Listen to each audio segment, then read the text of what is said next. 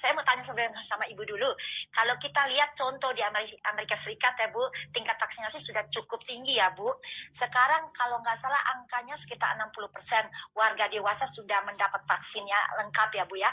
Nah tapi kasus COVID kembali meningkat lagi, dan apakah penelitian ilmiah mengapa kasus peningkatan padahal program vaksinasi sudah makin meluas? Bagaimana Ibu bisa menjelaskan seperti ini Bu? Setahu saya, vaksin itu tidak melindungi Anda dari untuk tidak kena COVID lagi. Vaksin tidak melindungi Anda untuk tidak menularkan COVID lagi.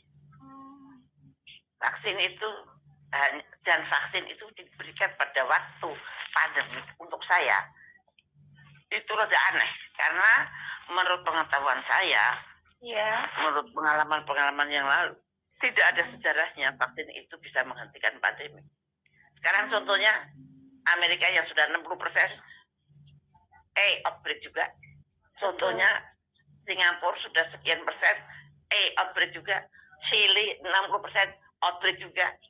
Apa dong bedanya dengan yang 10% di Indonesia? Apalagi Indonesia baru 10%. Benar. Nah, artinya tidak bisa mencegah outbreak. Vaksin ternyata tidak bisa mencegah outbreak. Tadinya mau divaksin itu agar 70% dari populasi itu mengalami herd immunity. Kalau 70% itu sudah mengalami kekebalan medis, kekebalan terhadap virus, maka 100% komunitas itu akan diselamatkan. Maka akan berhentilah pandemi itu. Jadi pandemi itu ceritanya akan berhenti kalau 70% dari komunitas itu kebal. Itu cerita ini didapat dari cerita ketika flu Spanyol 100 tahun yang lalu. Nah nampaknya orang-orang pintar di WHO sana memikirkan, kalau gitu kita bikin kebal aja pakai vaksin pada waktu pandemik. Oh no, waktu pandemik bukan waktu yang baik untuk vaksinasi massal.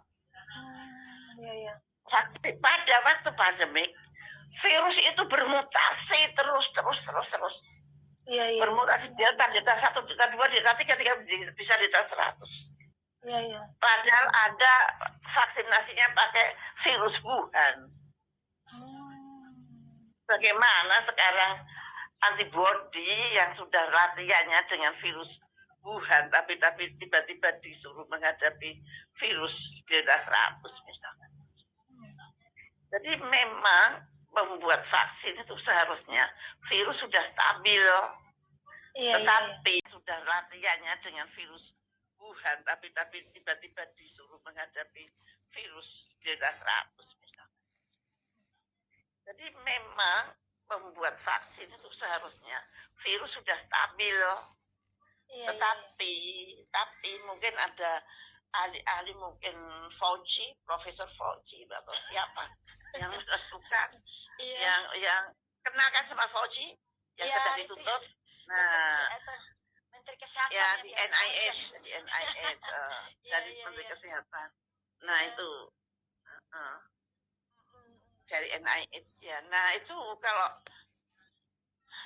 apa namanya, kalau dia berpikir tak bikin kebal 70% dengan vaksin. Oke, semua divaksin nih sampai 70%. Lupa dia, vaksin tidak ada yang mempunyai efikasi 100%. Kekebalan yang sejati itu kekebalan setelah menderita, survivor. Jadi kalau Anda menganjurkan ayo vaksin, saya nggak ngerti itu apa gitu.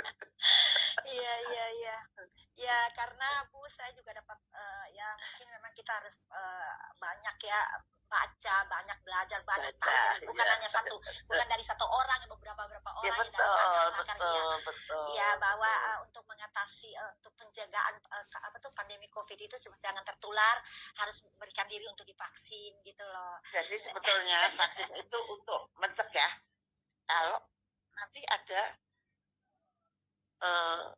gelombang pandemi kedua, ketiga gitu. Tapi virusnya stabil dulu. belum stabil, nggak ada ilmunya. Saya waktu aku sekolah untuk jadiin vaksin, mungkin ini temuan baru yang saya belum baca, mungkin. Ya, jadi selama ini di dunia belum pernah ada vaksinasi yang seperti Pfizer, yang seperti Moderna, seperti AstraZeneca. Itu teknologinya sama sekali belum pernah digunakan. Inilah percobaan pertama di dunia. Apakah vaksin dengan cara Pfizer, cara AstraZeneca itu berefek jangka panjang apa tidak? Berefek jangka pendek seperti apa? Berefek jangka panjang seperti apa? Karena selama ini belum pernah pakai vaksin seperti itu di dunia. Semua